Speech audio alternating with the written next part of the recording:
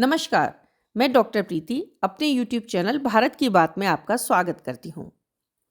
प्रायः देखा जाता है कि जब मनुष्य के द्वारा कोई कार्य किया जाता है तो उस कार्य की सफलता का श्रेय वह स्वयं अपने आप को देने लगता है, या यूं कहें कि वो सोचने लगता है कि अगर मैं नहीं होता या मैं नहीं होती तो ये कार्य नहीं होता, जबकि सत्यता इसके विपरीत होती है। चलिए आज एक कथा के माध्यम से इसी बिंदु पर प्रकाश डालते हैं। एक बार देवासुर संग्राम हुआ।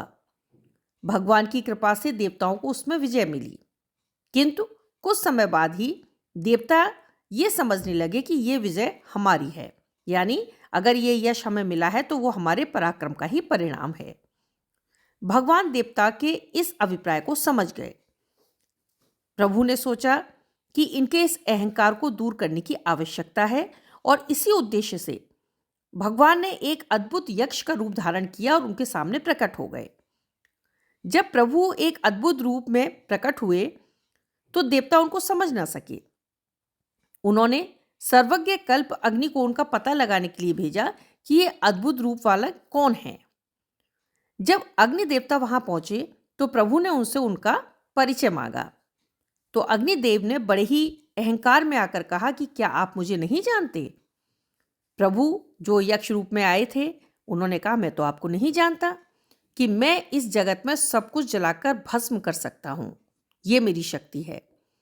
तो प्रभु ने एक तिनका सामने रख दिया उनके और कहा, कृपया आप इसे जलाकर दिखाएं।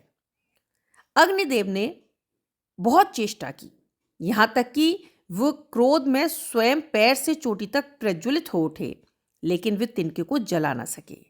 अंत में वो निराश होकर वापस लौट गए और देवताओं के सामने उन्होंने जाकर अपनी असमर्थता का परिचय दिया।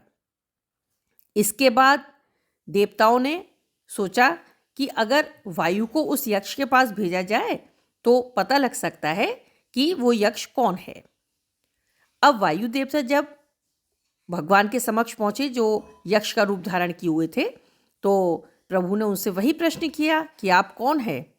उसी तरह वायु देवता ने भी अहंकार में आकर कहा कि मैं इस पृथ्वी के सारे पदार्थों को उड़ा सकता हूं। तो प्रभु ने कहा, अच्छा ऐसा है, तो उसी तिनके की तरफ उनको इशारा करते हुए कहा कि आप कृपया इसको उड़ा कर दिखाएं। वायु देवता ने अपनी सारी शक्ति लगा दी, लेकिन वे उस तिनके को टस से मस न कर सके। अंत में वे भी लज्जित होकर देवताओं के पास पहुंच गए। जब देवताओं को यह आभास हुआ कि निश्चित रूप से यह कोई अद्भुत शक्ति है, तो लेकिन इसको पता कैसे लगाया जाए, तो फिर वे बाद में इंद्र के पास जाते हैं और इंद्र से कहा कि हे प्रभु, आप ही जाकर पता लगाइए कि आखिर ये यक्ष रूप में कौन शक्ति है। इंद्र उनके पास पहुंचते उससे पहले ही भगवान अंतर्ध्यान हो गए। अब इंद्र के मन में बहुत ही उत्कंठा कि आखिर वे कौन थे।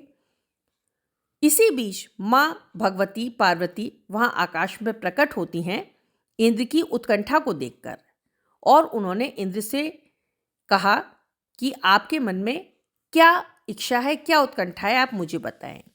तब इंद्र ने उनसे पूछा कि यह यक्ष कौन थे, मां कृपया आप मुझे बताएं।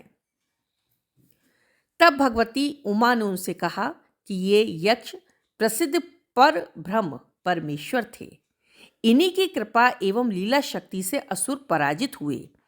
आप लोग तो केवल निमित्त मात्र रहे। आप लोगों को जो विजय मिली है, जिसे आप अपनी स्वयं की शक्ति मान बैठे हैं, ये सिर्फ आपका अहंकार है। आपकी इसी भ्रांति को दूर करने के लिए परमेश्वर ने यक्ष का रूप धारण किया था, ताकि वे आप लोगों के गर्व को भंग कर सके और आप लोगों को यह समझा सके कि विश्व में बड़े से बड़े पराक्रमियों का पराक्रम, बलवानों का बल, विद्वानों की विद्या और तपस्वियों का तप सब कुछ पर ब्रह्म परमेश्वर की वजह से ही है।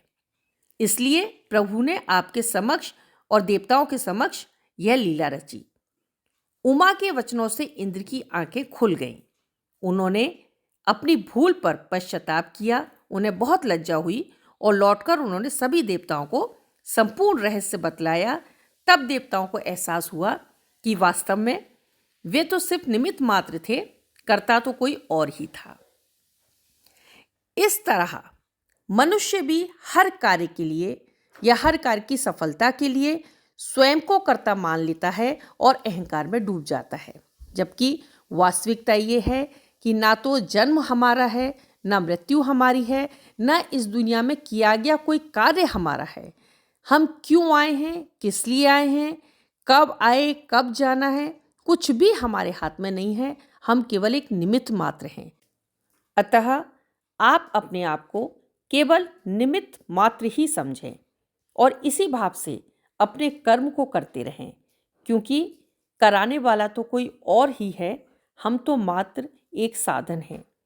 आप अपने हर कार्य को पूरी निष्ठा के साथ करें और हर कार्य को अपने प्रभु को समर्पित करते रहें। यही आपकी सबसे बड़ी पूजा है, यही आपकी सबसे बड़ी भक्ति है। आज के लिए बस इतना ही। आगे फिर किसी नई चर्चा के साथ आपसे मिलूंगी।